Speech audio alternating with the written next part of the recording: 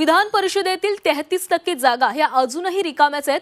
विधान परिषदेच्या 78 पैकी 26 जागा या रिक्त असल्याची माहिती मिळते। स्थानिक स्वराज्य संस्था निवडणुका न झाल्यानं त्याचा फटका बसलाय। राज्यपाल नियुक्त आमदारांच्या 5 जागा देखील रिकाम्याच आहेत।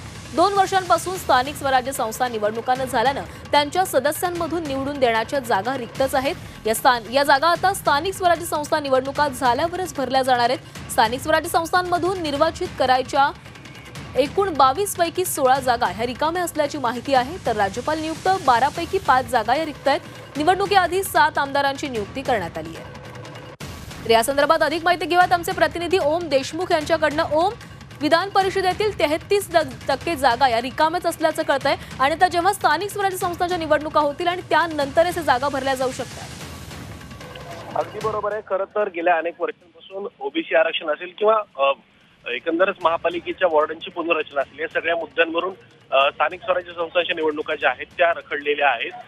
राजकीय पक्षांनी घेतलेले आक्षेप, त्याबद्दल कोर्टात असलेल्या याचिका, या सगळ्यांचाच परिणाम म्हणून निवडणुका रखडलेल्या आहेत। या सगळ्या पार्श्वभूमीवर आता जवळपासची माहिती समोर आली आहे त्यानुसार 33% जागा ह्या विधान परिषदेतल्या रिक्त आहेत। खरं तर विधान परिषद हे सर्वोच्च सभागृह मानलं जातं, परंतु त्या ठिकाणच्या जागा भरण्यात अद्यापही सरकारला यश आलेलं नाहीये।